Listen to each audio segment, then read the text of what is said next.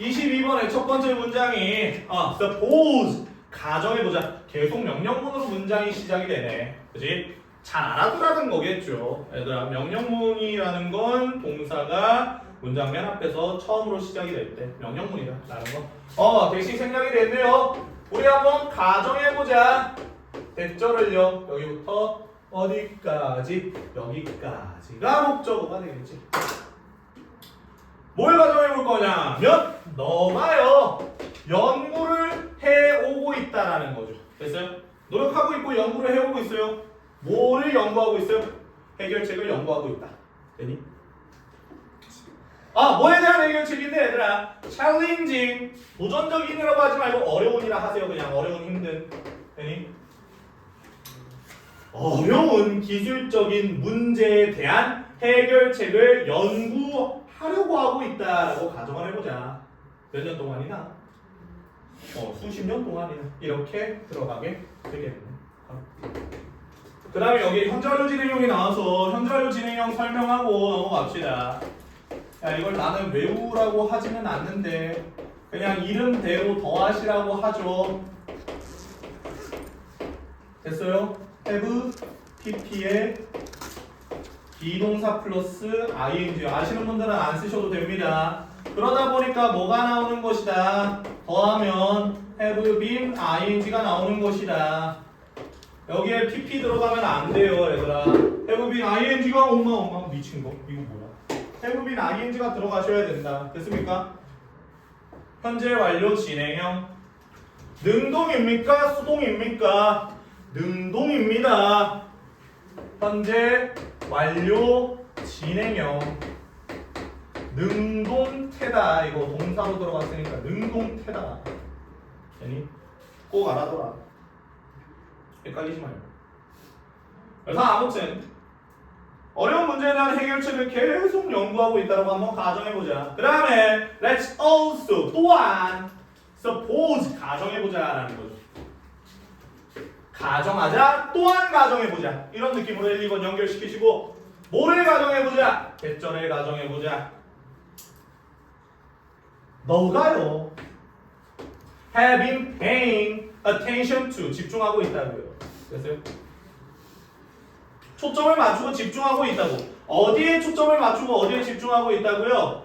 Whatever else. 그 밖에 무엇이든지. 됐어요? 무엇이든지. 복합관계대명사 나왔죠? 얘들아. 여기 있는 이 전치사에 대한 명사가 나오는 겁니다. 그 복합관계대명사가 전치사에 대한 명사 역할을 해주고 있다고.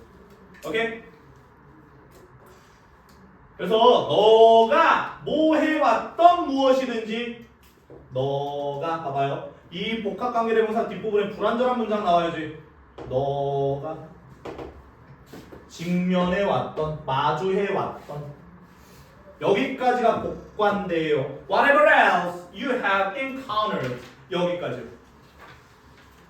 정리됩니까? 너가 마주하고 직면해왔던 무엇이든지에 너는 집중하고 초점을 맞출 거다라고 가정을 해보자. 근데 그게 that might be related. 연관이 있을지도 모르겠네. 뭐와 연관이 있을지도 모르는 문제와 연관이 있을지도 모르는 이렇게 to the problem. 문제와 연관이 있을지도 모르는 무엇이든지에 너가 초점을 맞추고 있다라고 한번 가정해보자. 여기까지 정리됩니까? 저기에 있는 이 대세 꺽쇠를 여기에서 달아요. 그러니까 문제를 해결하기 위해 됐어요? 그러니까 문제를 해결한다. 문제에 대한 해결책이 되겠죠.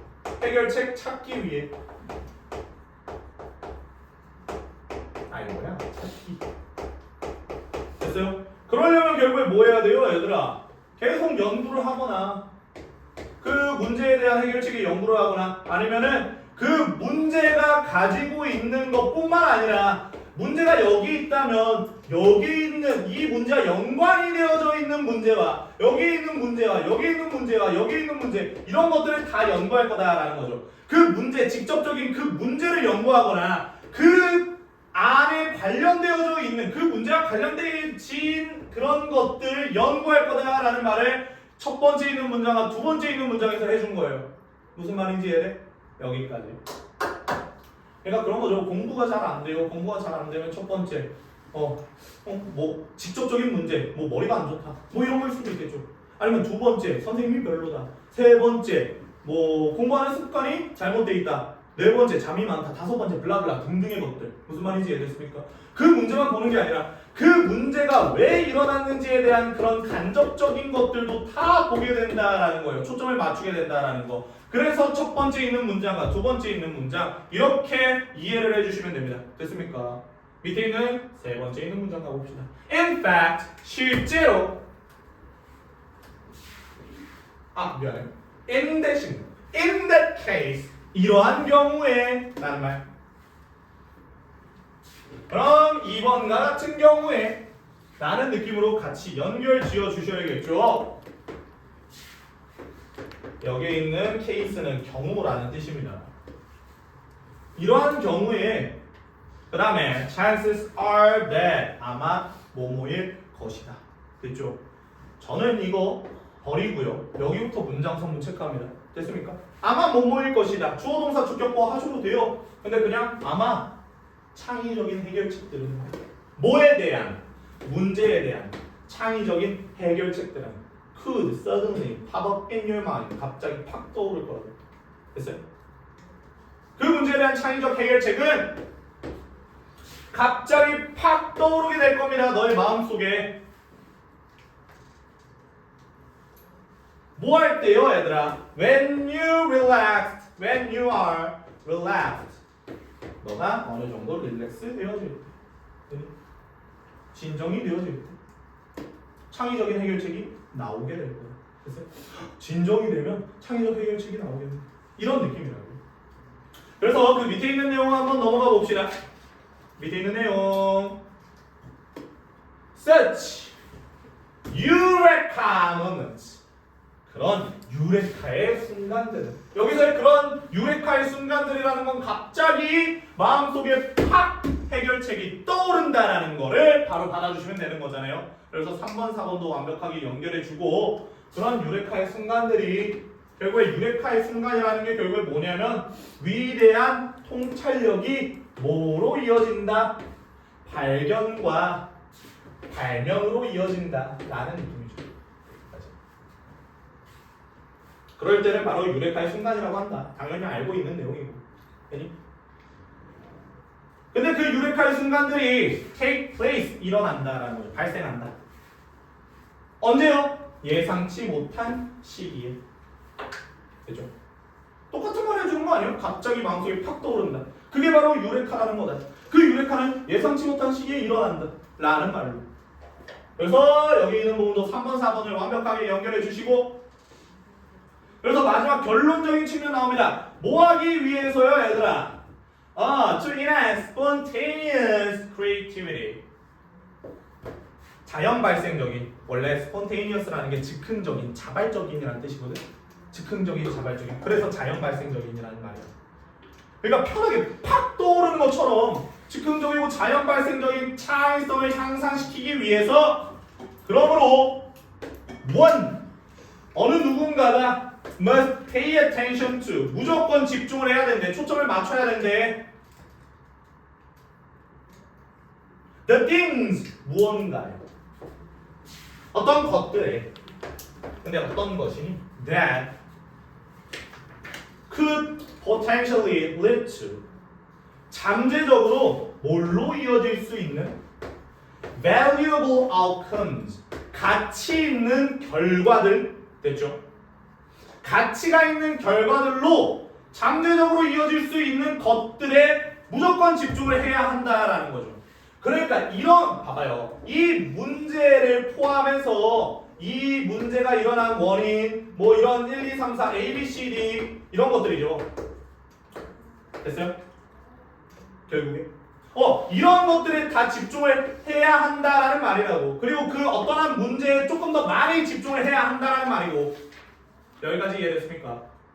그래야 문제를 해결할 거 아니니. 이러고 나서 이런 거에 초점을 맞추고 그 다음에 집중을 하면 결국 해결책 나온다고요. 이런 내용이지. 근데 봐봐, 이 6번부터 조금 달라질 겁니다. 7번부터네요. 6번에 있는 내용 한번 확인해보자. 봐봐요. 6번에 이런 내용이 나와요. This, 이것은